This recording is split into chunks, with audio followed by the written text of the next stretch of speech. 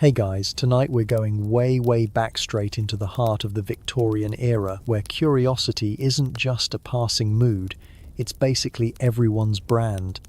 Imagine gaslight shadows flickering on walls crammed with oddities, glass-eyed taxidermy owls, seashells from halfway around the world, and mysterious gadgetry that hums with almost magical new science.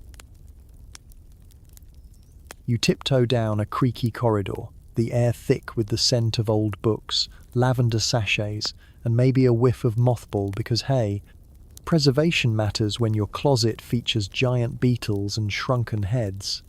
Blink twice and realize you're about to peek into rooms piled with so many collectibles that if you trip, you'll probably set off 100 years' worth of dominoes, bone dominoes, at that. Let's get real for a second. If you really time-traveled to this era, with rampant diseases, questionable hygiene, and etiquette cues more complex than your phone's privacy settings, you probably won't survive this. So, before you get comfortable, take a moment to like the video and subscribe, but only if you genuinely enjoy what I do here. Tell me where you're watching from tonight and what your local time is. Something tells me collectors in London and night owls in Sydney might both have their own late-night collections brewing. Now, dim the lights, maybe turn on a fan for that soft background hum, and let's ease into tonight's journey together. You find yourself, quite suddenly, standing in the front hall of a vast Victorian townhouse. Gaslight flickers over a marble floor, and towering above you there's a mahogany display case stuffed with glass bottles each with a neat handwritten label, Lizard's Tongue 1832 or Atlantic Foam, genuine. One bottle, oddly enough, is just filled with dirt. Welcome to the brilliant, bizarre, and let's be honest, sometimes bonkers world of Victorian collecting. Your shoes squeak as you cross the parquet floor. Up ahead, an oil painting of Queen Victoria herself stares you down with that stern "I see everything" gaze eyes. Even when you roll your eyes at some collector's authentic unicorn horn.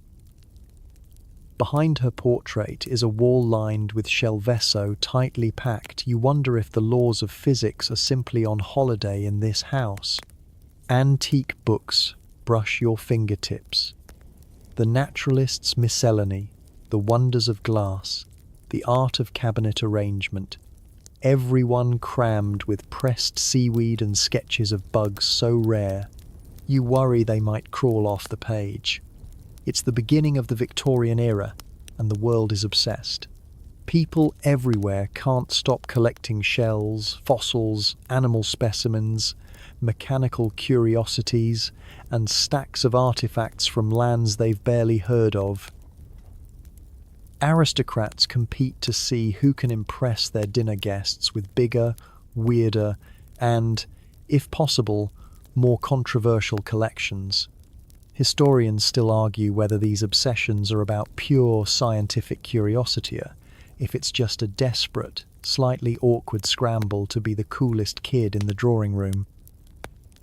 A clock somewhere chimes once, twice, then 10 hushed notes. You wonder if it's midnight, or if you've just slipped into that timeless space that only exists in old houses crowded with secrets. There's an owl, perched above a velvet-curtained window, eyes fixed on yours. Real or taxidermy? Hard to tell. You look closer and jump back. It's definitely stuffed, but who in their right mind collects owls? Apparently, Victorians. Your mind reels, but you can't look away not when every inch of this place promises another jaw-dropping find. You tiptoe forward, just a little, careful not to disturb the clusters of glass domes on every available surface.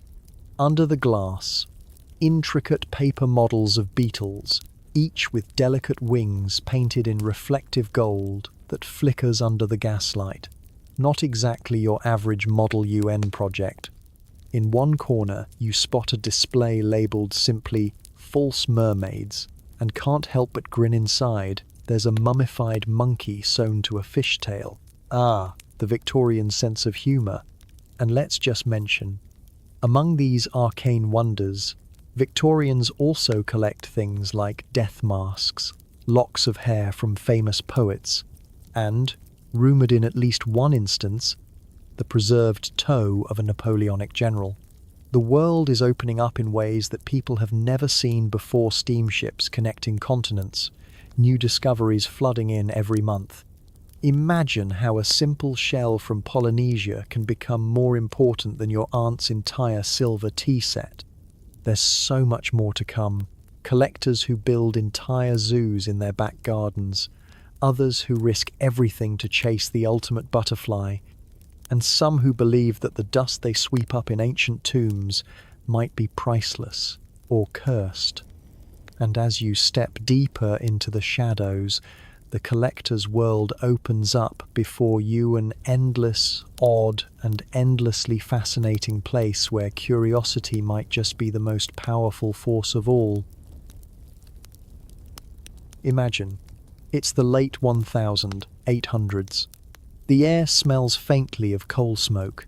Parlour gas lamps are flickering golden shadows across velvet wallpaper, and the world is crackling with excitement over a mind-boggling new trend collecting. Now, you might collect Pokemon cards, national park pins, or maybe crumpled receipts because you might need them someday. But Victorian collectors? Oh, they put us all to shame. Their obsessions were on a whole other level of extra. Picture yourself tiptoeing across a creaky floor in a London townhouse. Every surface is covered. Cramped shelves groan under the weight of beetle cases, sea sponges, wax fruit, narwhal tusks, and the occasional shrunken head thanks to the family's globe-trotting uncle with, questionable ethics. You sneeze, and a taxidermied squirrel in a velvet waistcoat stares accusingly back at you. Suddenly, you realise the Victorian collector's motto is, if it exists, display it, and maybe write a 5-volume index about it, just to be thorough. Mainstream historians agree. This was the golden era for cabinets of curiosity, those glorified, lockable wardrobes crammed with natural wonders, ancient artifacts, and if you were truly eccentric, a few fake mermaids, courtesy of the local sideshow. The Victorians believed you could never know too much, or own too many slightly alarming mementos. And yet, historian after historian continues to bicker over whether the classic Victorian cabinet of curiosity was genuinely about learning, or just a competition to see who could make guests the most uncomfortable at tea. Imagine showing off your dried pufferfish collection between sips of Earl Grey. There's one story that always raises eyebrows. Sir Thomas Phillips, one of the most spectacularly obsessed collectors of his age, acquired so many manuscripts during his lifetime, over 60, that he filled multiple mansions with stacks so gnarly, rats actually borrowed some medieval parchments for their own nests. At one point, acquaintances joked that Phillips considered leaving his enormous pile of papers as an inheritance, and everyone immediately wondered if they could refuse. But not all obsessions leaned literary. Some Victorians got creative. Mary Anning, the unassuming fossil collector from Lyme Regis. That's the seaside town, with dramatic cliffs, and even more dramatic blustery. Winds stumbled across enormous ammonite shells and entire ichthyosaur skeletons during her brisk walks. Her finds often caused scientific uproar. Was that fossilized creature really from a lost epoch, or was it placed by a vengeful Victorian prankster? Historians still argue whether all those spectacular discoveries came from sheer luck, or the world's most dedicated early morning beachcombing routine. involving unexpectedly robust ankle muscles. Some collectors didn't even bother with actual things. They wanted sensations. One self-proclaimed aesthete filled his home with perfumes, each room misted with a different scent roses in the parlor, damp moss in the reading nook, citrus in the hallway, and a questionable ozone air freshener by the windows which smelled suspiciously like burnt toast. When friends visited, they could barely breathe. Legend has it, someone passed out trying to reach the guest bathroom. Of course, you might wonder what these peculiar obsessions say about their owners. Did the endless collecting soothe a secret longing, or was it just a way to humble brag at dinner parties? Oh, your pressed butterfly display only covers 6 feet? How quaint. Mine invades the upstairs corridor and at least one bedroom. And let's not forget the truly strange, the hairwork jewelry collector, who believed nothing said, "I cherish you," like weaving a loved one's hair into a decorative brooch. Victorians exchanged small braided locks in gold settings, occasionally making entire wreaths from family hair. It's both endearing and slightly shiver-inducing, depending how sentimental you're feeling tonight. Rumbling Victorian trains brought back ever wilder treasures, and soon almost everyone with pocket money was flipping through Beatle albums or displaying elaborate dioramas with taxidermied mice at dinner. Party-sown notorious baronet even posed a weasel as Napoleon Bonaparte. Did anyone think this was normal? Only if you squinted hard and ignored the mummified cat on the side table. You begin to notice a pattern. The art of Victorian collecting was seriousness with a side of the spectacularly weird. Even the royal family browsed for curios at the great exhibition of 1851, elbowing dignitaries aside for a glimpse of the immense Koh-i-Noor diamond, and perhaps the slightly less dazzling, largest hairball extracted from a cow. Historians still debate, were they truly fascinated, or just looking for talking points to avoid awkward silence with French aristocrats? And yet, as you stroll past row after row of glass cases, pressed ferns, and pickled lizard embryos, a gentle hush settles over the room. Each object radiates a peculiar charmer whiff of sea air from a fossil, the faded gleam of a bug pin, the childish handwriting on a shell's label. Absurd, obsessive, or oddly beautiful Victorian collectors remind us that the world can be strange in 1,000 fascinating ways, if only you pay attention. And hey, if you've ever lined up rocks by your window or stacked comic books under your bed, you're already halfway to becoming an eccentric collector yourself, as long as you promise not to braid anyone's hair into a bracelet. Probably best to keep it PG for now. From the last moment you're standing in that musty Victorian sitting room, the scent of pipe tobacco hanging heavy, the fireplace wheezing out warmth, tinny clockwork ticks from somewhere behind you. Now, listen. The heart of this peculiar obsession isn't in the grand halls with marble busts.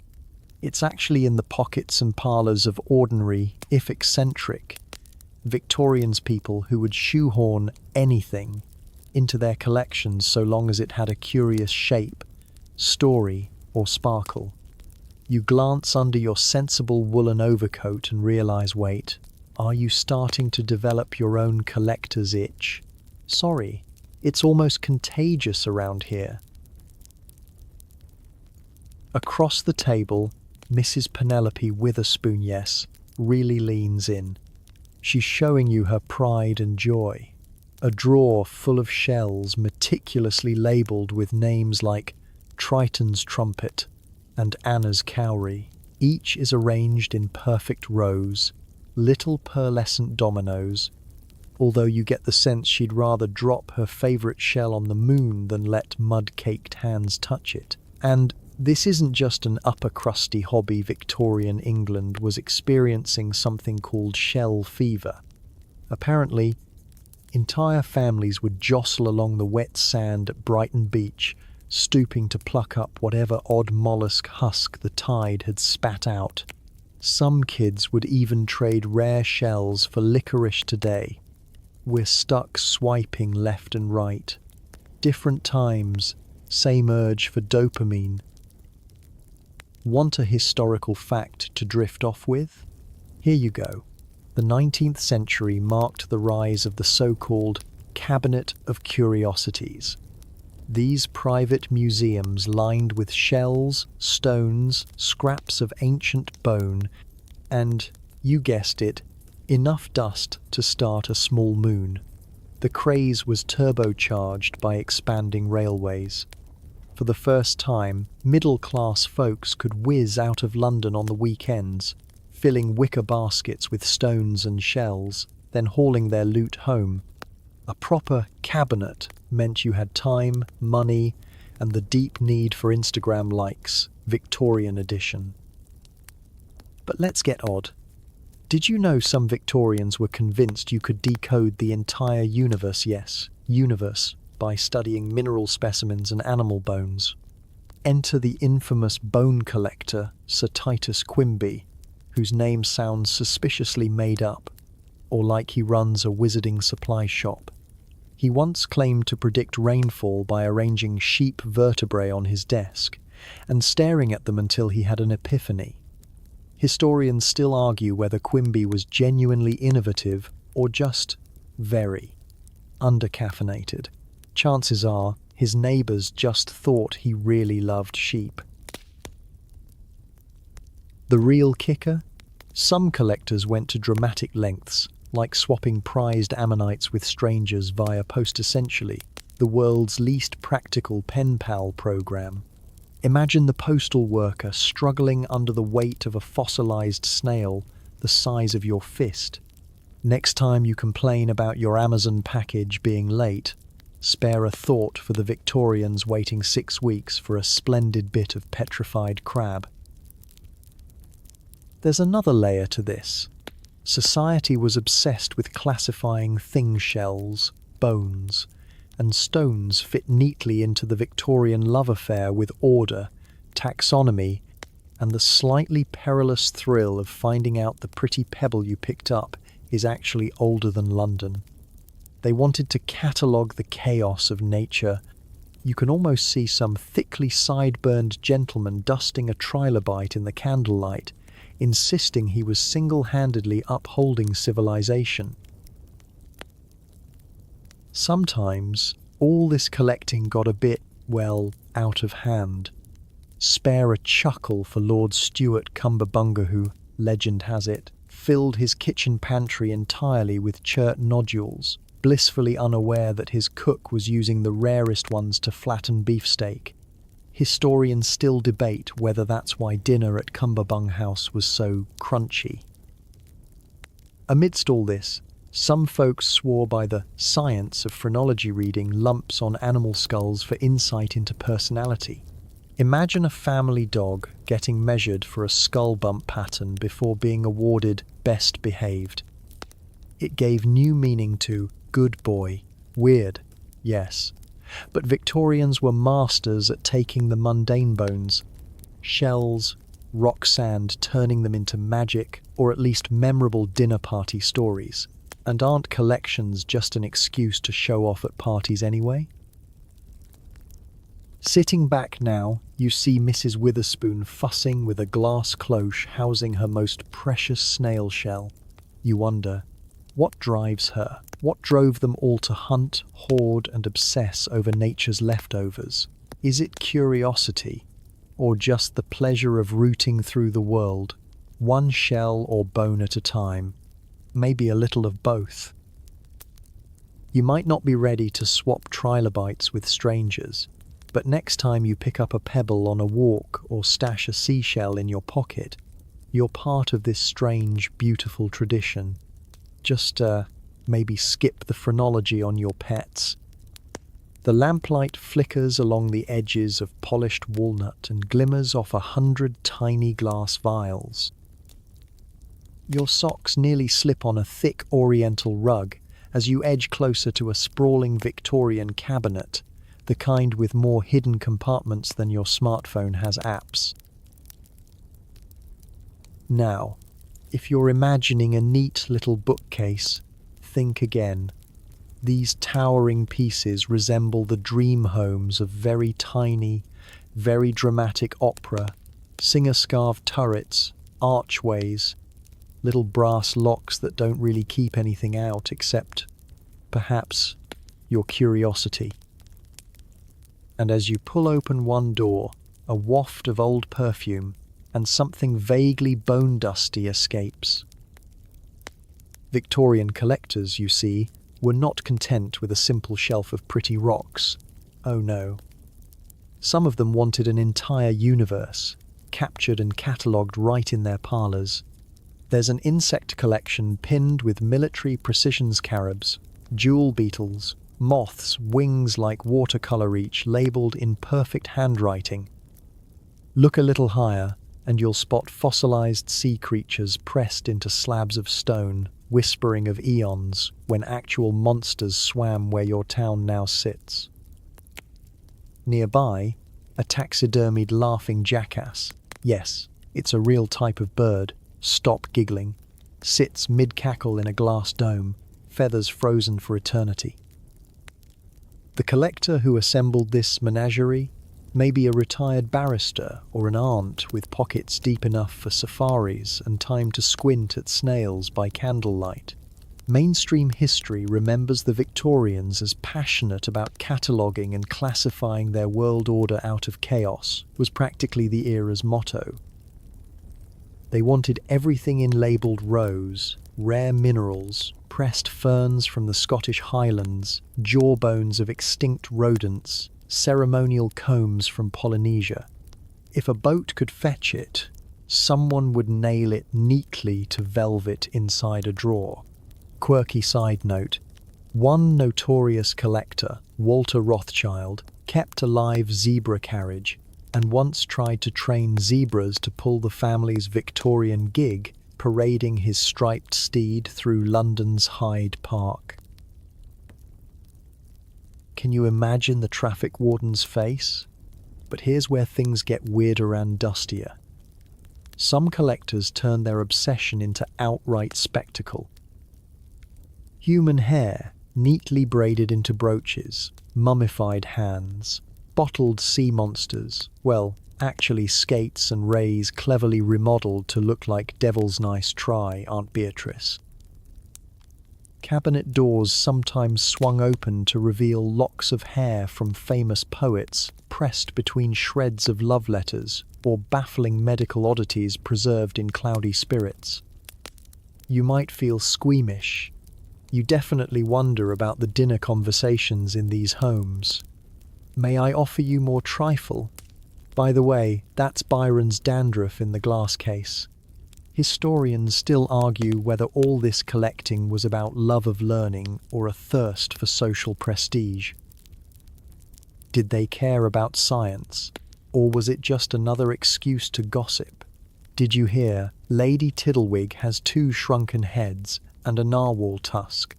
Plenty of Victorian collectors wouldn't have known a trilobite from a turkey, but having a few set in gold was a definite status symbol. And the quirks don't stop. One collector famously catalogued not minerals, but fake minerals artificial gems, faked fossils, even mermaids' teeth, which turned out to be dog molars covered in tin foil. Another's entire butterfly collection dissolved because he used pancake syrup as glue. Try explaining that to the grandchildren. Oh yes, those were once the pride of the empire. Now they're just dessert. Evenings in these parlors shimmered with intrigue and a hint of one-upmanship. Guests wandered from case to case, peering through curved glass, gasping over an 8-legged lamb fetus or peacock feathers arranged in elaborate patterns that would shame a professional florist. Some collections strayed into danger zones, arsenic taxidermy, radium watches, bones repatriated from who knows, where sometimes you probably wouldn't survive this, especially if you touched the wrong specimen or sniffed too closely at the scientific jars. If you pause and glance around, the room feels almost alive with stories, a hushed competition between collectors echoing off every velvet cushion. You see, these cabinets weren't dusty relics, but living timelines, tangled together with odd obsessions, Victorian grandeur colliding with déclassé whimsy. And one last tidbit to sleep on. Some cabinets were so eccentric, hosts installed trick buttons that rang bells or flashed lights in other rooms, just to startle or impress unwary guests. It's the 19th century equivalent of today's smart home, minus the updates and the risk of accidental electrocution by arc lamp. You ease back, lingering near the display of iridescent beetles, your dreams now poised somewhere between admiration and mild existential dread. After all, who among us wouldn't want a cabinet of curiosity to call their own to collect a little piece of the universe, or at least a zebra harness, and tell the world, "Look what I found." You turn the page, almost expecting a tiny cloud of dust to escape, as if even the air in this part of the tale is archaic and a bit overdramatic. Ahead, the candle flickers, illuminating an enormous Victorian study where the shelves groan under the weight of books whose covers are embroidered, lacquered, and even, yes, disturbingly hairy. The Victorians, you quickly realize, aren't your average casual collectors. These are the folks whose bookshelf goals bordered somewhere between impressive, endearing, and let's be honest, here slightly alarming. So you settle in, listening to the rain tapping the window glass of this imaginary study, and you notice that one entire shelf is dedicated not to Shakespeare or Dickens, but to tomes covered in velvet, seashell, and sometimes taxidermy. While collectors in the Victorian era competed for rare editions and illuminated manuscripts, a certain type of enthusiast became obsessed with books bound in the strangest materials, including walrus hide and, I kid you not, the occasional snippet of mummified skin. Don't worry, it's all history now. Your current bedtime book is hopefully 100% tree. It wasn't just about the covers. Victorian bibliophiles got a kick out of content oddities too. Some scoured the globe for herbals crammed with pressed flowers or medieval cookbooks annotated with cryptic family recipes. You can picture Professor Henry Wellcome, a real historical figure, whose obsession led him to amass everything from medieval grimoires to shrunken heads. Nothing says cozy night in like reading next to a dried-out human noggin, right? The mainstream fact here? The Victorian age was a golden era for book collecting, with adventurers and scholars securing treasures from collapsing monasteries, dusty castle libraries, and, allegedly, haunted attics. That's how the famous Codex Sinaiticus and the mysterious St. Cuthbert Gospel made their way into public consciousness. Think of these manuscripts as the celebrity A-listers at a very exclusive ball where the entry ticket is just a few centuries old and potentially written in Latin. Now, here comes a quirky fringe tidbit. Some Victorian collectors formed secret societies dedicated solely to swapping and decoding forbidden texts.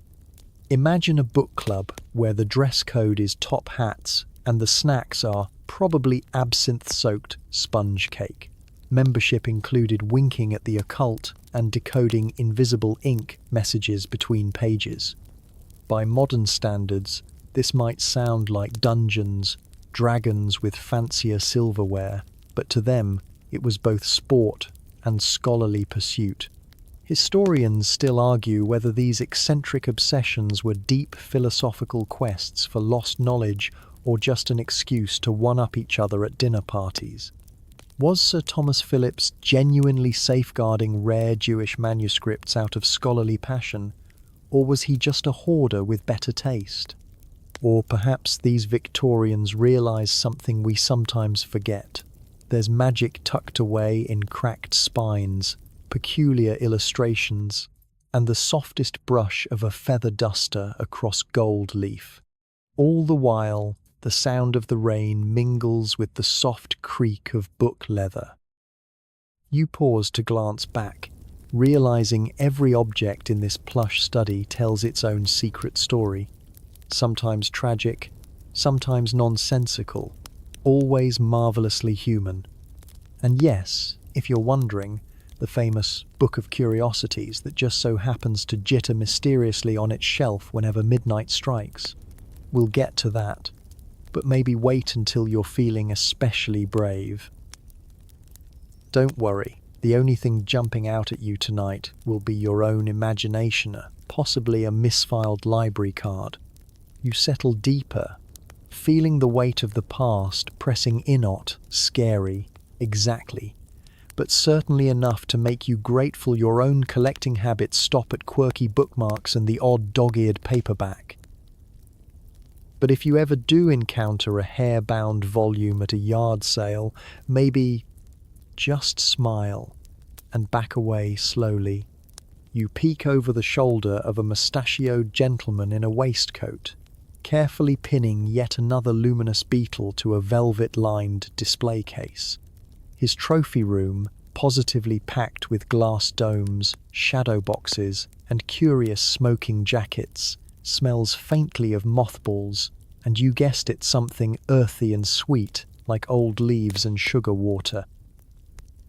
This is Victorian England, and while the railways pulse and factories roar outside, inside these drawing rooms, a different kind of fever takes hold, the bug craze. You watch as our gentleman, newly emboldened by Darwin's wild proclamations, seeks to capture the jaw-droppingly beautiful and the bizarre from all corners of the British Empire, one six-legged jewel at a time. If he found a butterfly with polka dots, he'd nearly faint with pleasure. Here's a tip you probably won't need. In these Victorian houses, it's always best to check your tea before sipping. Unidentified insect specimens sometimes ended up anywhere, even in the milk jug. The insect mad Victorians earned a reputation abroad for their single-minded obsession. One mainstream historical fact? Well, it's that collecting was not some obscure hobby, but a social phenomenon. In the 1800s, entire families went butterflying, a kind of genteel, net-waving picnic that combined exercise, light flirting, and voracious collecting. There were actual etiquette manuals on how to properly chase, trap, and even euthanize your specimen, lest your future marriage prospects be forever ruined by an unsophisticated thwack with a butterfly net. There's debate, even though historians still argue whether this mass-collecting craze was genuine citizen science or a fleeting fad stoked by novelty and imperial pride. Some say all those wildly enthusiastic collections, so lovingly categorized in the spare bedrooms and glass cabinets, fueled biology's greatest breakthroughs. Others think it was closer to Pokemon cards, but with more formaldehyde and less trading. You might notice, peeping from behind a densely labelled case, an oddity. One insect is not like the rest. Not the dazzling blue morpho butterfly, but a humble housefly, presented like it's the Hope Diamond. Some eccentric, secretly prized oddities, earwigs with only one pincer, or a moth preserved mid-metamorphosis. You can't help but smirk as you hear a story about a baronet who amassed 3 weevils, most of them, his friends whispered, named after dinner guests who annoyed him. That's high society mischief at its finest. Pausing by the window, you're dazzled by sunlight glancing off iridescent beetle wings. Victorian children, not to be outdone, sewed dazzling beetles into their hair for special occasions. You imagine showing up to a modern birthday party with a rhinoceros beetle tucked behind your ear. There's a reason that never caught on outside the 19th century and isn't sponsored by shampoo brands. Every now and then, your eyes catch the flicker of competition, the prized firsts, whether it's the first recorded swallowtail in Kent or the legendary tale of Miss Eleanor Glanville. She split polite society in two when she left her entire fortune to whichever relative could present the rarest wild butterfly specimen by the following Easter. The rumour goes, her cousin Reginald snuck off to Portugal with a suspiciously empty suitcase and returned with the type specimen of Papilio macaon. Historians still argue whether he was a daring field naturalist or just really good at butterflying in foreign gift shops. Voices drift from behind the next parlour door, gentlemen, with an air of conspiracy, swapping tales of beetle runs. Every Sunday, after a pious breakfast, they'd sprint from hedgerow to hedgerow, tromping through mud in shined boots, one eye on the horizon for rivals. There's even a story about a vicar's wife caught in a rain barrel, refusing to let go of her jar of death's head hawk moths. For Victorians, collecting wasn't just pastime, it was status, science, and social currency, all knotted together in a net full of bugs. You glance back at your own hands, relieved to be a visitor from the future. No one expects you to learn Latin to label an insect wing tonight. Rather, you just soak up the whirring hush of bug boxes opening and closing, the peculiar thrill of seeing rare treasures arranged just so, identities printed in spidery ink. One old butterfly case has been opened so many times, you imagine it quietly sighs with anticipation every time the latch moves. Of course, historians still can't decide if Victorians believed their identities were improved by owning more specimens, or if it merely made them the social equivalent of someone who brags about the weirdest cheese they've tried at a party. Either way, in these lamplit rooms, you find yourself caught up in the gentle pace of the obsession. Even if you laugh at the idea of bug collecting jewels at dawn, you have to admit, the world is always just a little brighter, where there are people quirky, competitive, endlessly curious, cataloguing the miniature wonders beneath our feet. No matter how many oddball relics already line your imaginary mantelpiece, nothing quite compares to the most elusive treasures coveted by certain Victorian collectors, objects that seem to bridge the worlds of myth, mystery, and imperial ambition. There's something wonderfully absurd about picturing you, in your best stovepipe hat and frock coat, haggling over the price of a narwhal tusk, which Victorian gentleman Swowink nudge came from a genuine unicorn. In the 19th century, many wealthy Brits filled their stately homes with unicorn horns, proudly displaying them as proof of legendary beasts. In reality, they were the impressively spiral tusks of the narwhal, a whale native to Arctic waters. Little did those proud collectors know, they were basically flexing with glorified whale teeth. Historians still argue whether Victorian collectors sincerely believed in such wonders, or just enjoyed dazzling their dinner guests with peculiar stories over roast beef and, perhaps, a little too much port. Yet there was a very real scholarly urge at play. Think of the Victorian era as the golden age of cabinets of curiosity, where science, myth, and ego got all tangled up together, kind of like holiday Christmas lights you swear you stored neatly last year. But unicorn horns weren't the only oddities on their must-have lists. Fragmented mummies' ears, literal shreds of ancient Egyptian corpses, sometimes found their way into collectors' hands, pressed carefully between glass panels or ground into powders and vials for friends back home. Apparently, nothing says, "Thanks for the dinner party," quite like a sprinkle of ancient pharaoh dust. One sensational fact from the time: a popular entertainment in Victorian London was the unwrapping party, where guests watched as a real Egyptian mummy was unfurled before their eyes in drawing rooms, gasping at the layers of linen and history, while probably checking their shoes for loose toes.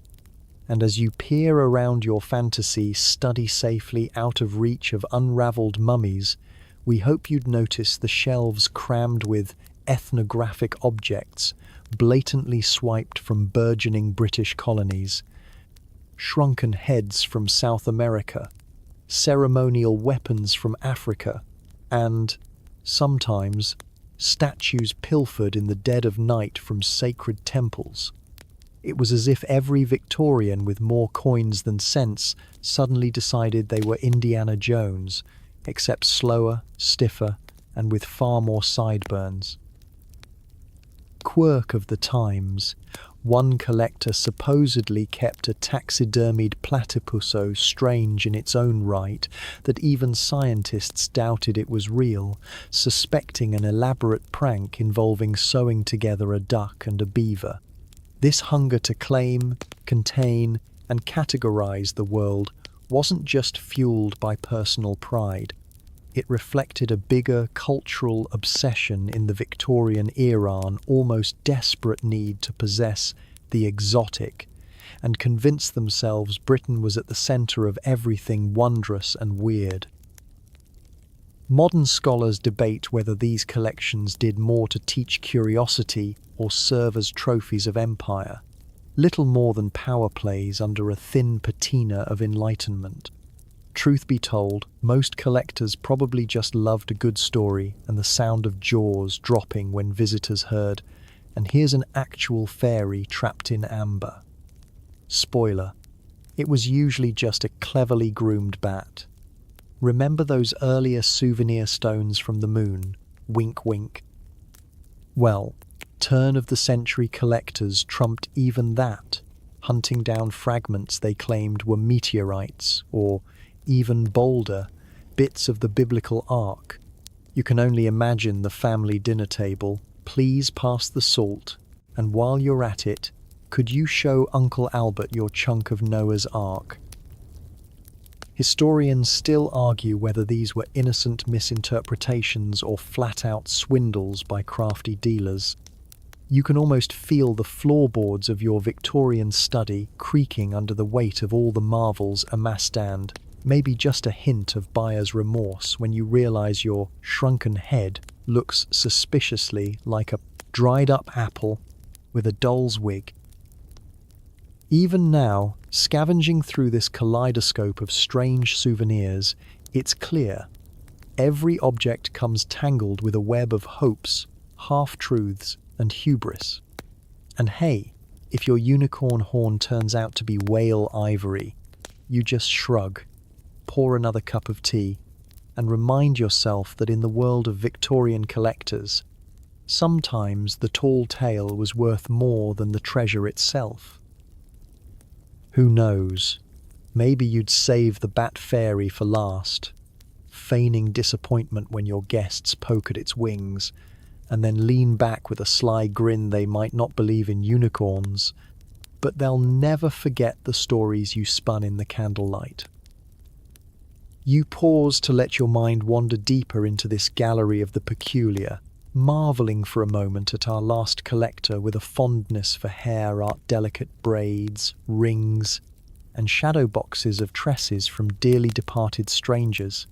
But just as you think you've seen the extent of Victorian curiosity for the once living, the subject turns to teeth. That's right, human teeth, gleaming in the lamplight, each one a fragment of someone's life story, enamelled in time. Imagine. It's a misty London evening.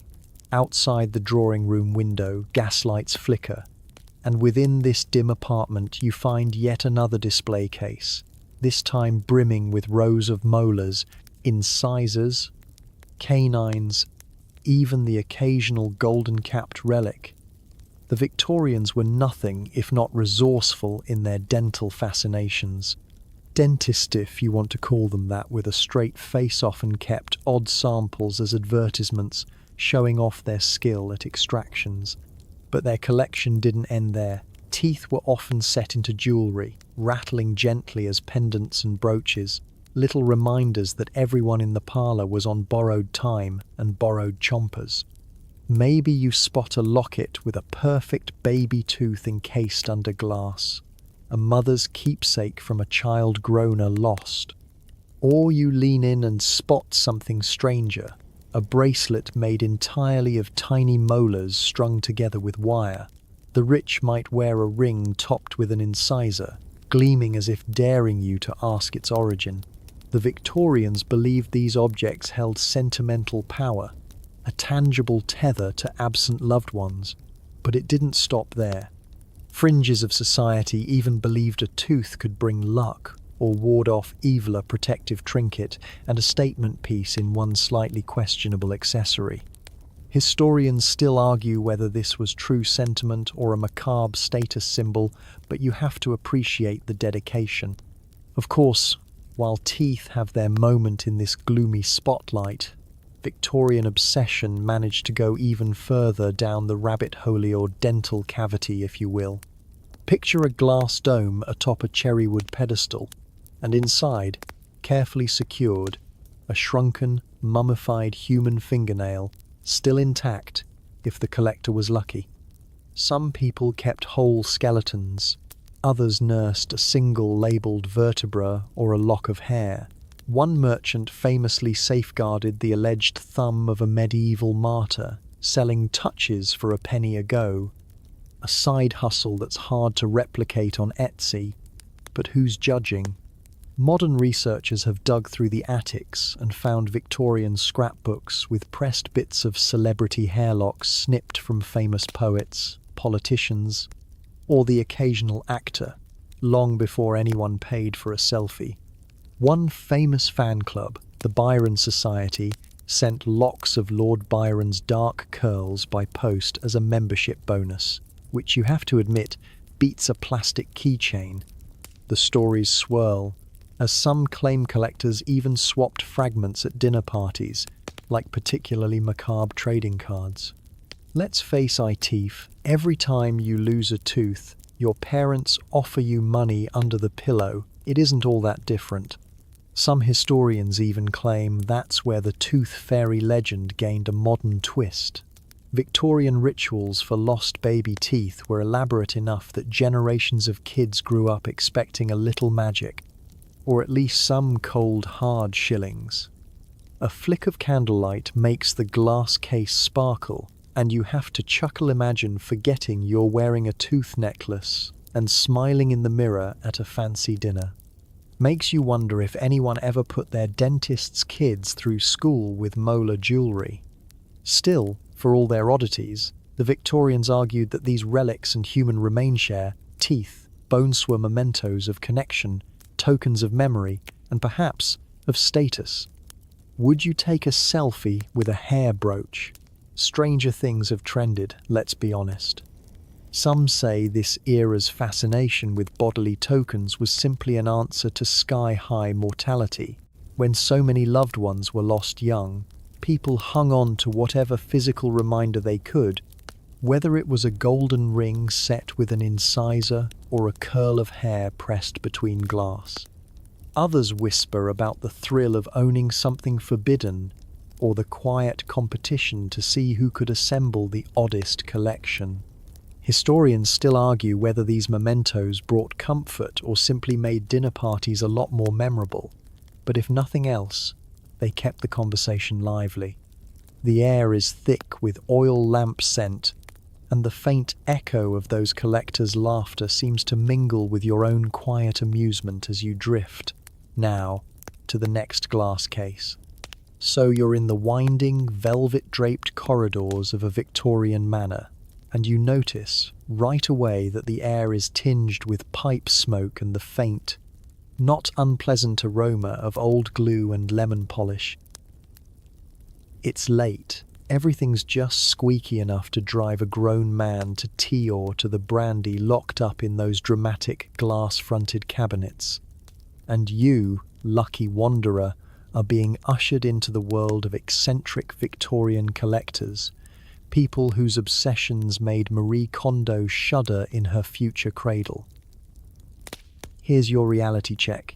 If you showed up at a collector's soiree with nothing more than a single porcelain vase to your name, you'd be ushered back out the door so fast you'd barely have time to process the whiff of mothballs. Come back with a mammoth tusk at least, they'd sniff, or don't come at all.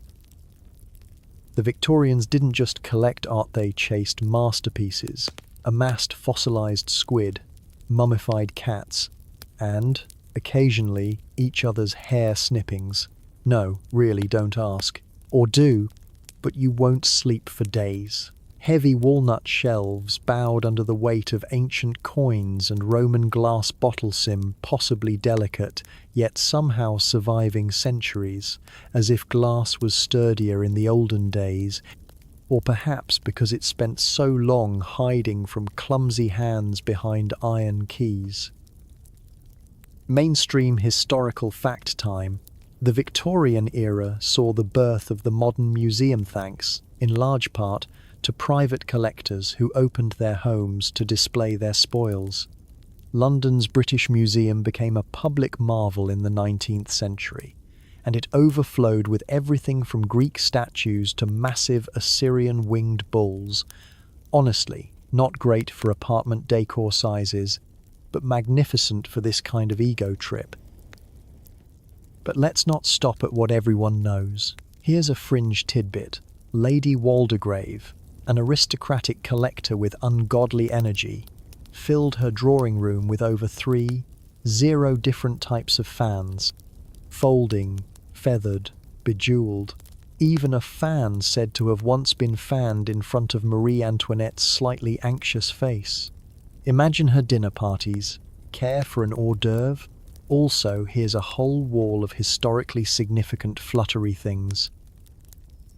You barely have time to recover before bumping right into a scholarly squabble. Historians still argue whether these collectors' obsessions were a noble preservation of history or just really elaborate boredom management.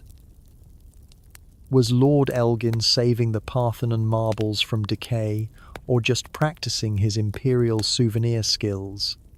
Did Victorian butterfly collectors help us discover hundreds of species or nearly drive some into extinction as they merrily netted thousands for dusty wood-framed dioramas?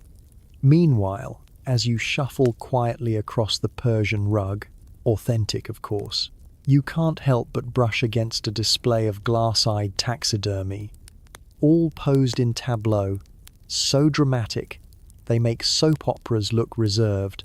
There's a musical mice orchestra right there under glass. Top hats, tiny violins, the whole Victorian fever dream. In the flickering gaslight you spot a tray of mourning jewellery, jet black brooches, and lockets containing, yes, locks of hair from dearly departed loved ones. To you, it's eerie. To them, it's sentimental chic. Toss in a joke. Wear your grandma on your neck, and nobody at the ball asks who you're wearing. The fun doesn't end. The Victorians believed everything was fair game for collection. Samuel Henschel, for instance, collected over 500 different types of corkscrews, claiming each had a unique personality. Historians still debate which is loopier, the corkscrews or the collector himself.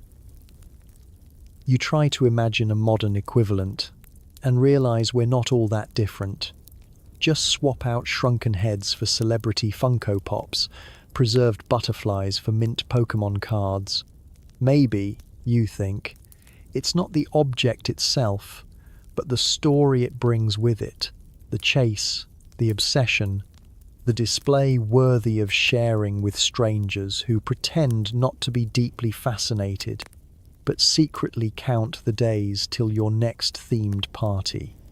And as the fire in the library glows drowsily and you pull yourself back from Victorian obsessions to your own gentle reality, you notice that collecting at its oddest and its most impressive always seems to be about chasing connection, chasing beauty, chasing a piece of the world you can hold on to, no matter how unusual it is. Continue floating through the velvet-swathed parlors and curio-stuffed studies of the Victorian era, your slippers somehow always finding the creaky board just before you spot use another display case.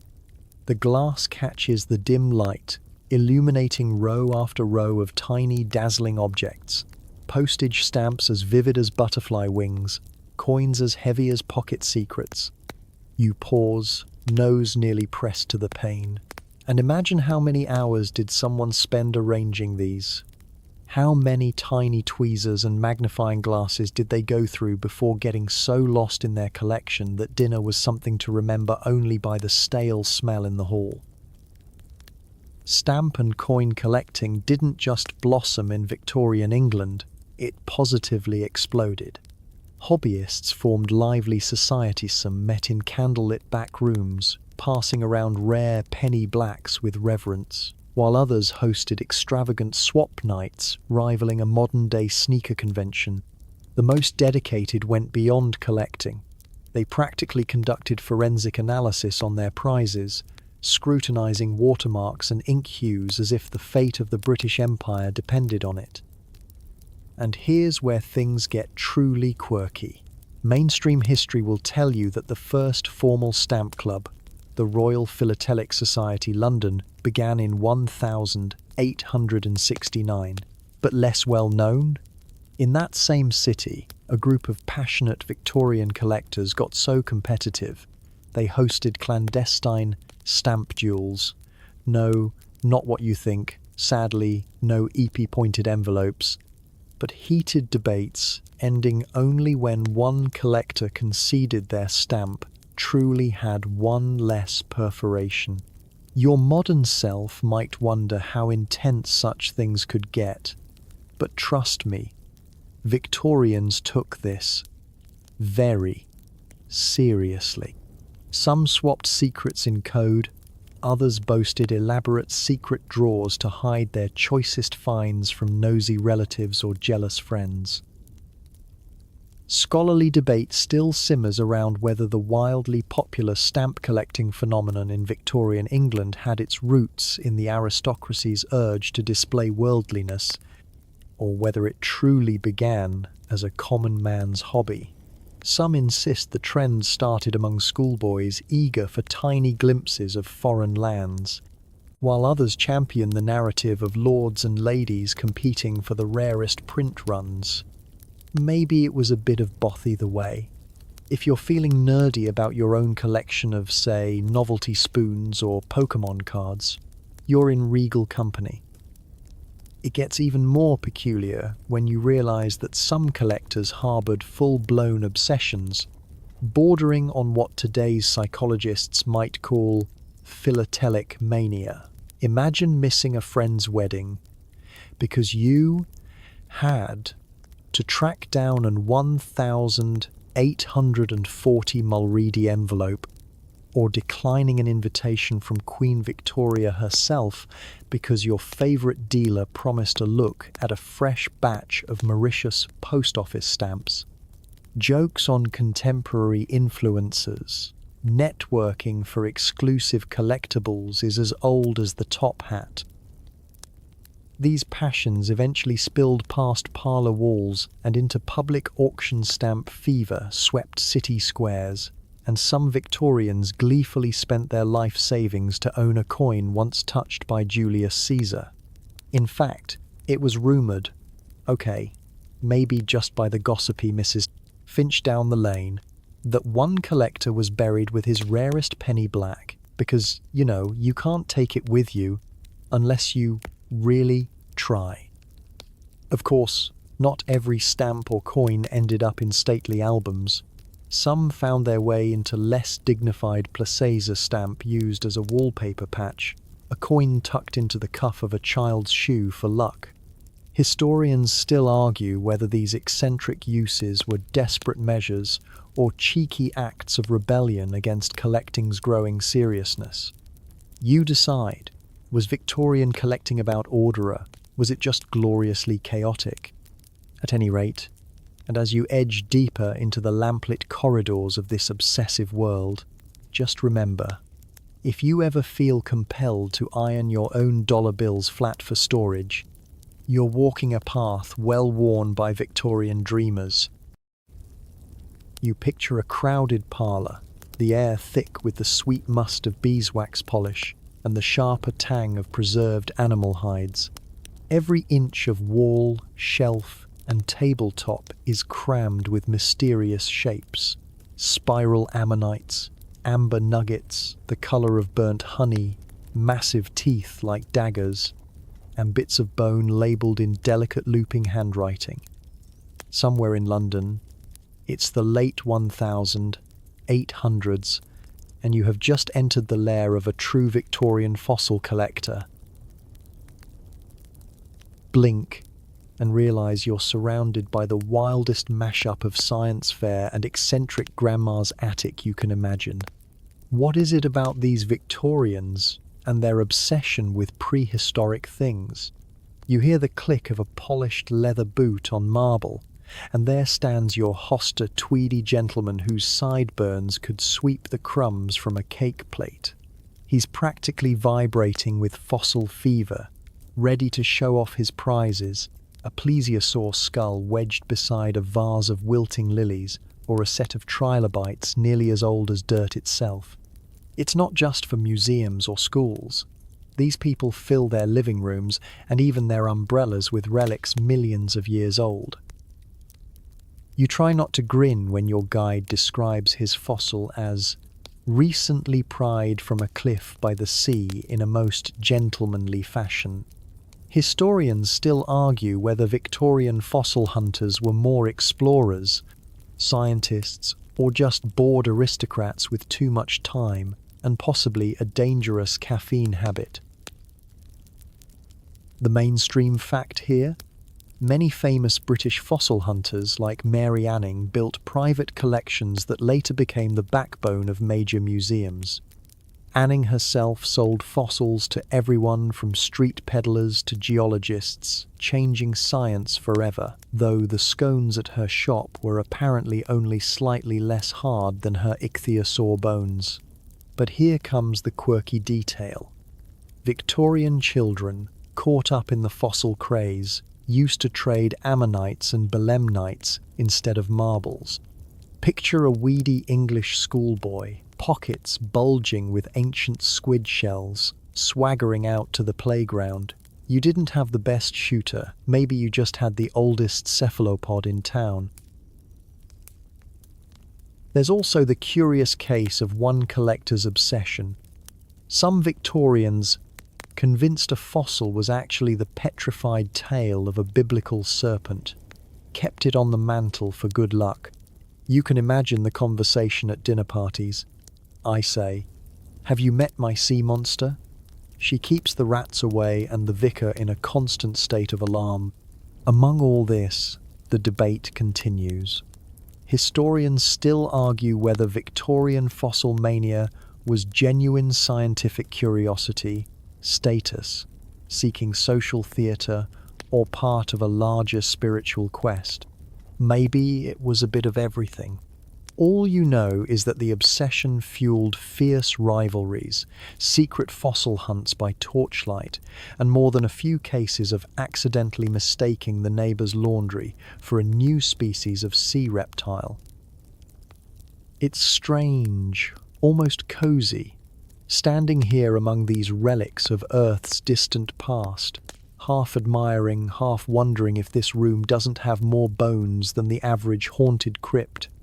And, honestly, if you had a choice between decorating a shelf with dinosaur teeth or another boring porcelain swan, you'd probably side with the Victorians.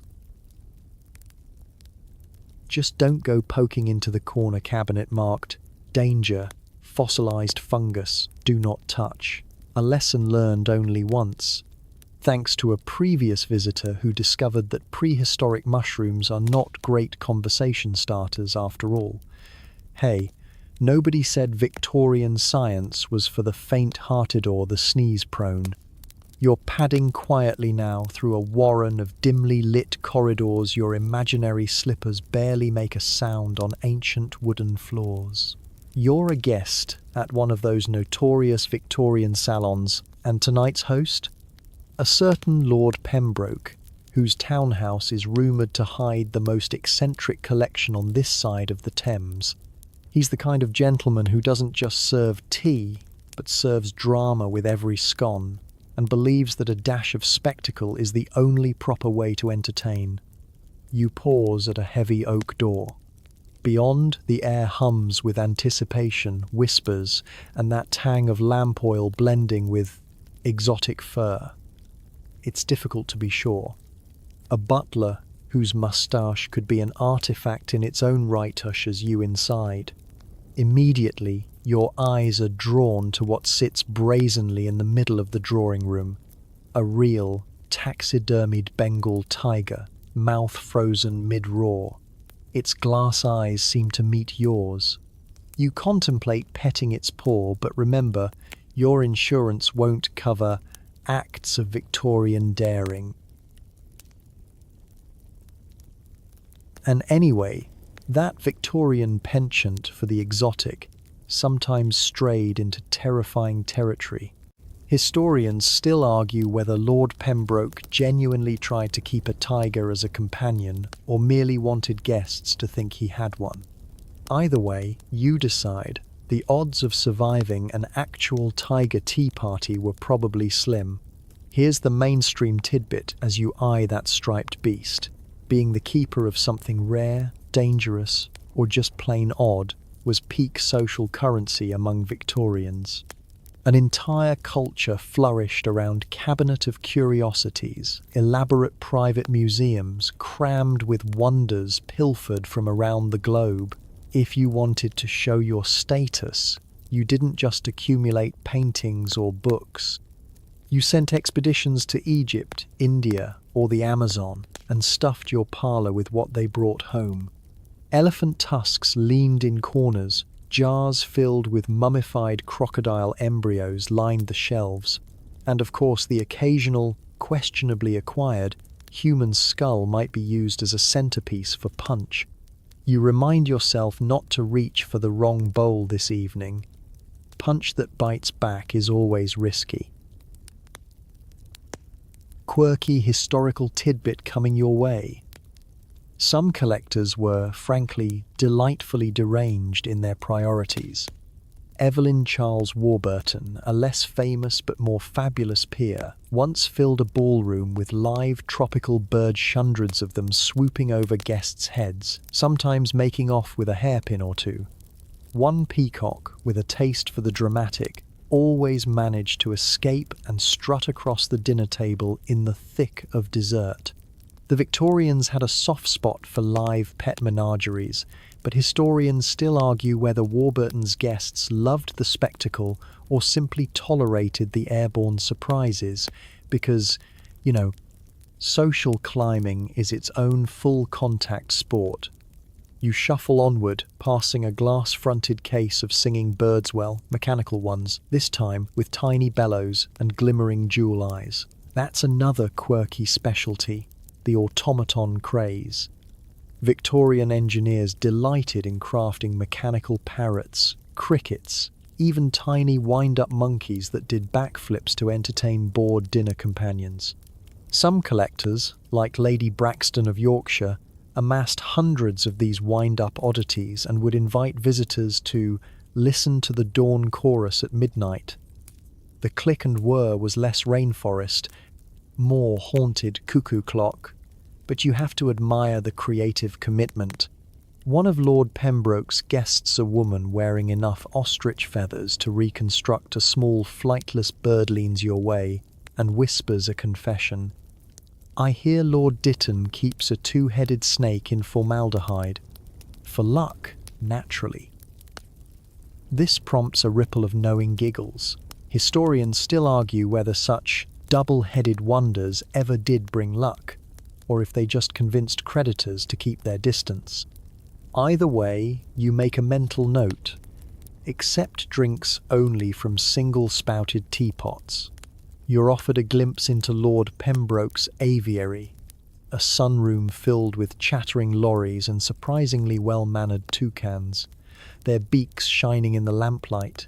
A canary lands delicately on your cuff. Here's a mainstream fact. Caged birds, especially from the far-flung colonies, became almost mandatory ornaments in posh Victorian homes, a symbol of global reach and refined taste. Rich Victorians exchanged bird letters, elaborate invitations featuring sketches of their rarest aviary inhabitants, as if hoping birds could stand in for IQ points. Some, however, took their passion for the unusual into unpredictable territory. The well-known Bird Lady of Belgrave Square was famous for training parrots to recite Shakespearean soliloquies, and more than one dinner party was interrupted by a macaw shrieking, "To be or not to be," at awkward volume from the chandelier. Historians still argue whether guests were impressed or simply terrified. You know which side you're on. And if you listen closely over the drone of conversation and the distant crow of a rooster who definitely doesn't understand time zones, you can hear the debates still alive today. Were these collections simply tokens of wealth and conquest, or expressions of sincere scientific curiosity? Were they cultural treasures, or, as some Victorians whispered, well-dressed madness? Even modern scholars shake their heads over the blurred line between natural history and spectacle. By the time Lord Pembroke appears sweeping in with a coat made almost entirely of peacock feathers, you're ready to believe the rumours. Victorians didn't just collect things, they collected stories, identities, and a kind of social armour spun from the world's rarest oddities. His lordship flashes a grin, declaring, "One cannot be truly civilized, I think, without a tiger alive or otherwise." The crowd laughs, perhaps a little too nervously. You make a note. Next time you're invited, you'll bring the gift of some nice, safe marbles, or maybe just a lock for your bedroom door. As you slip away from the stares of glass-eyed tigers and mechanical songbirds, you carry with you the strange wonder of Victorian collecting obsessions, the half-truths, the parties that became legends, and the kind of eccentricity that made even a quiet night at home seem just a little too tame. No one ever warned you about the hazards of Victorian drawing rooms, yet here you are, delicately tiptoeing past floor-to-ceiling cabinets stuffed with everything imaginable and maybe a few things you'd never wish to imagine.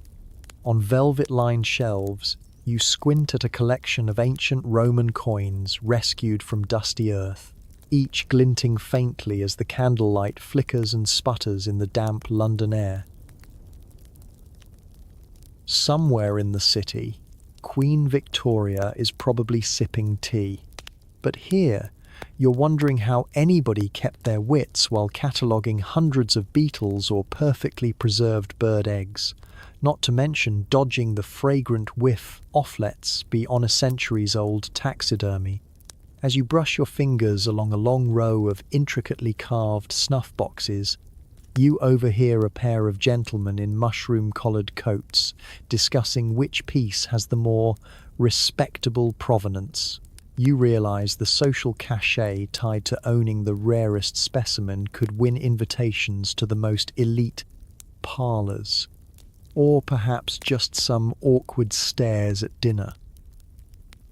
There's even a famous case about Albert Smith, who boasted a library containing over 2 volumes exclusively about balloons. Only a Victorian could make lighter-than-air technology sound heavy enough to need its own bookcase. But these pursuits are hardly all highbrow. In the corner, a display case groans under the weight of what must be hundreds of oddities: mummified toads in boots, porcelain crickets, even a coin allegedly swallowed by Napoleon during a particularly stressful battle. It seems there was nothing the Victorians found too absurd to slot next to precious oil portraits, and you smile as you catch sight of a cabinet entirely devoted to beard hair samples. Historians still argue whether these dubious locks were actually gathered from celebrated poets or just the local barber's floor sweepings, but hey, it's the story that matters, right? You take a deep breath through your nose this time, since the pungent museum aroma is really just a blend of musty wood, camphor, and, you suspect, a pinch of last century's eau de curiosity. Victorians turned their homes into microcosms of the world, each shelf and shadow box shouting, "Look what I've found," but also whispering, "I hope no one calls me out for labeling this fossilized carrot as an ancient weapon." Between the clinks of glass jars and the soft brush of dusters, there's a hint of the competitive spirit that fueled these odd obsessions. You spot some collectors clutching notepads, carefully sketching their neighbor's peacock feather collection, an impressive rainbow fan that once dazzled a Maharaja, or so the tale goes. One-upmanship is alive and well, even if the subject is who owns the most unusually shaped turnip. But your favourite by far is the tale of the feather room dedicated to a now forgotten lord who believed collecting one feather of every bird in the empire would win him scientific immortality.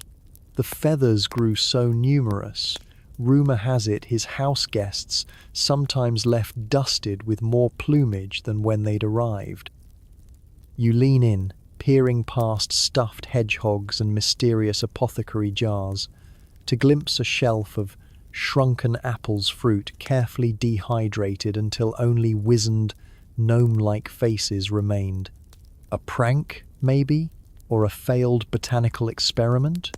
Historians still argue whether these were intended as art, science, or just the Victorian answer to refrigerator magnets. Your own fingers itch with the urge to label something, anything. If you'd lived in this era, what questionable treasures might you have amassed? Would you be the proud owner of an extensive left-foot-only shoe collection or the notorious unreadable handwriting of famous authors' scrapbook? If tonight's bedtime journey teaches you anything, it's that sometimes the line between curiosity and collection is charmingly, hilariously thinned, thank goodness, or you wouldn't have this delightfully peculiar trove to wander through now. Stifling a yawn, you watch the lamplight shimmer across glass eyes and porcelain skin, and realize there's a method to this mad collecting, after all. Every labeled beetle and faded letter is an attempt to create a kind of order, to say, I was here, and all of this mattered. Whether you'd have survived as a Victorian collector is up for debate, possibly hinging on your tolerance for mothballs. But if you ever feel the urge to start curating your sock drawer, you'll know exactly who to blame. Let's slip further into the maze now, trailing your fingertips along cold display cases, Victorian dust swirling in the corners. By this point, you're basically an honorary member of the Victorian Society of Glove Collectors and probably due for an intervention. The deeper your wanderings go, the more jealousy you notice those sidelong glances, lips pursed around tea, as collectors eye one another's treasures much like chess masters anticipating a dramatic checkmate. Victorian London, for all its carriages and top hats, could be jungly with rivalries. You weren't just collecting rare butterflies or ancient snuff box or so, no. You were collecting victories, and every acquisition was a flag planted squarely in the territory of your social standing. Sir Willoughby Harrogate's fossil room, for example, became a battlefield when Lady Montrose managed to acquire a trilobite slice he'd been coveting for months. The story goes that Willoughby, usually the embodiment of English restraint, announced at dinner that, quote, Some people collect objects, others simply collect luck, which is, incidentally, the Victorian way of flipping a table in a dignified whisper. Historians still argue whether these rivalries were mostly good-natured competition, or if underneath the feathered bonnets and velvet waistcoats beat hearts truly willing to sabotage a neighbour's next auction. That's right, Victorian dinner parties have nothing on reality TV feuds. There are rumours lingering in museum, records of swapped labels at exhibitions, secretive swaps during dimly lit sales, and even a story about a prank involving a fake Egyptian scarab beetle wired to skitter when touched, nearly causing Lady Frobisher to faint dramatically into a bowl of trifle. What really set obsessions ablaze wasn't just the stuff, but the chase. That thrill of learning your rival had their eye on a pair of medieval monk's sandals or a signed first edition, then plotting with glee to beat them to the sale. Sound familiar? It's the original eBay sniping, only with more scented handkerchiefs and passive-aggressive poetry. Imagine your local library, but the librarians duel each other for the rarest book, and sometimes even compose scathing limericks about your taste in shells. You might expect the crown jewel of obsession to be something grand, like the Elgin marbles or a dedicated sphinx, but Victorian collectors sometimes tangled over the tiniest oddities. A certain Lord Fenwick gained notoriety for outbidding rivals not for a priceless vase, but for the exact whisker believed to have belonged to Queen Victoria's beloved dog, Dash. One historian, barely suppressing a giggle in the margins, scrawled, "Who's a good collector now?" near the record of this sale. No word on whether anyone ever sniffed it to check. But what of the more scholarly side? Many Victorian collections did genuinely advance science, even as their owners plotted like soap opera villains. Debates broke out in the Royal Society. Was it ethical to hoard fossils in private mansions, or should these discoveries go to public museums? The argument goes on, long after those secretive auctions and conniving tea parties faded away. And yet, as you drift alongside these determined men and women, you realize what truly unites them. Whether flashing new finds at rivals or hoarding the oddest bauble, each collector is bound by that electric charge, the surge of finding, claiming, and becoming part of a long, peculiar story. You've made it this far without auctioning off your own bedtime pillow. Impressive. Let that rivalry settle in your thoughts and linger for a moment amid the Victorian gloom. One more step through this collection, and wait, what's that glinting in the far cabinet? Ah, but that's for our next and final pause. You reach the final stretch, eyelids heavy as you spiral through the strange legacy these collectors left behind, a world that's still reshaped by the echoes of their curiosity even now. As you're bundled up under your covers, listening to my voice, think back, just for a moment, to those Victorian halls stuffed full of mummified cats, mechanical beetles, and pressed ferns that would probably send your allergies into overdrive. The very act of collecting those elaborate cabinets, meticulously labelled bones, jars of eyeball-sterned chaos into order, chance into purpose. These were the first museum makers, the blueprint drawers for every curious traveller, science fan, and trivia nerd who would follow. Without their obsession, you probably wouldn't have field trips to dinosaur fossils or quiet Sunday afternoons wandering galleries, ice cream in hand, reading "Do Not Touch" signs with barely suppressed rebellion. When you go to a museum today and standphone camera poised, a docent glaring before a recreated Egyptian tomb or a suit of shining armour, you're peering directly into the choices and tastes of the Victorians before you.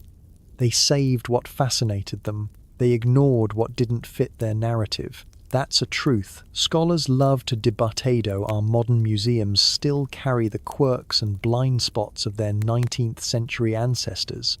Historians still argue whether those legendary Victorian collectors, with their insatiable, eyebrow-raising habits, did the world a favour by preserving a slice of history, or set us up for centuries of bias.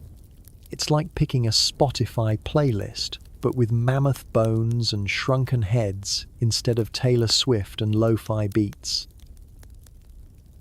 There's evidence that some fingers-on-chin Victorians spent entire fortunes on the most obscure treasures you could imagine.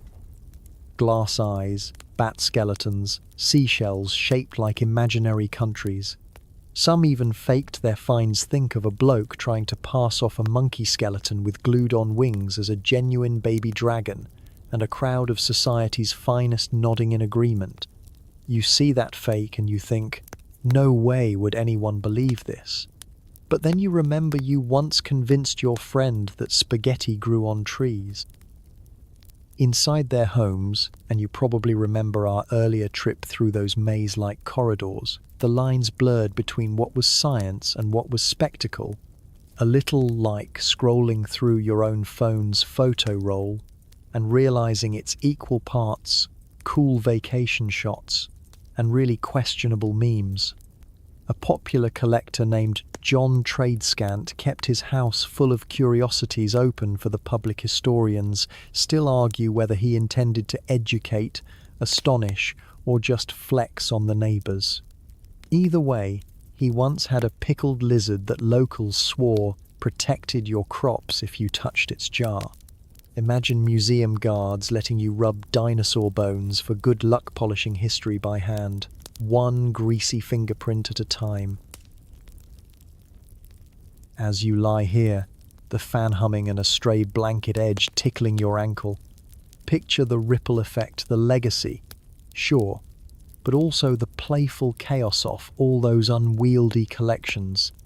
Imagine the children let loose among glass cases, the Victorian socialites gossiping about rare feathers at parties, the scientists peeking at new arrivals while squinting suspiciously at rival collectors' claims. Historians love to debate, did these obsessions save our planet's record, or simply clutter attics and confuse future generations? Maybe a bit of both, like assembling IKEA furniture and discovering leftover screws with no clue where they belong. It's the questions your mind holds on to at this hour. What's worth collecting? Is it the rare, the beautiful, or the just plain weird? Do you keep comic books tucked under your bed, seashells from every beach trip, photos of that mysterious cloud shaped like a chicken nugget? The Victorians taught the world that everything, every dusty fossil, squirmy jar, faded love letter could tell a story worth saving. They gave us the habit of wandering, cataloguing, preserving pieces of the world for generations who might marvel or just giggle at them later. So, as your breathing slows, you realize the legacy of those Victorian collectors isn't simply old bones, or ticket stubs, or even their sometimes ridiculous obsessions. They left you a gentle invitation to look closer, to see magic in the everyday, to remember that curiosity, whether it's for peacock feathers, moon rocks, or what tomorrow will bring, is what shapes your world long after the cabinets have closed. Sleep well, collector of stories.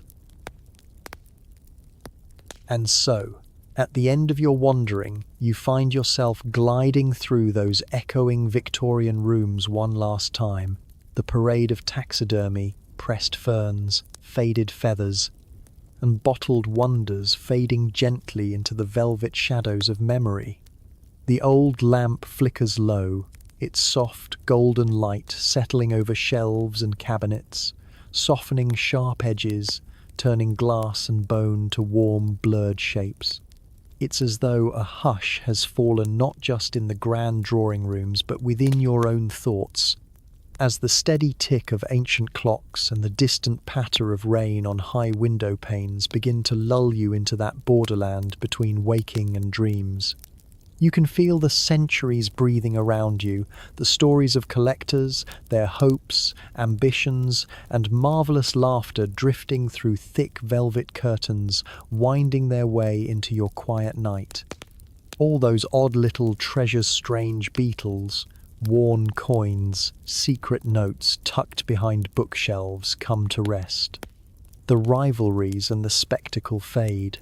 What lingers is the gentle, persistent magic of curiosity, binding these bits of earth and memory into the early foundations of the museums we now love. The stories we still share, the worlds we still collect quietly, lovingly, each object a pebble marking a moment we didn't want to let go. As you nestle deeper under your own blankets, letting your mind drift, you realize the truest legacy of the Victorian collector isn't in glass domes or rare feathers or bones at all, but in the simple wonder of looking closer at the world, of finding stories in every corner.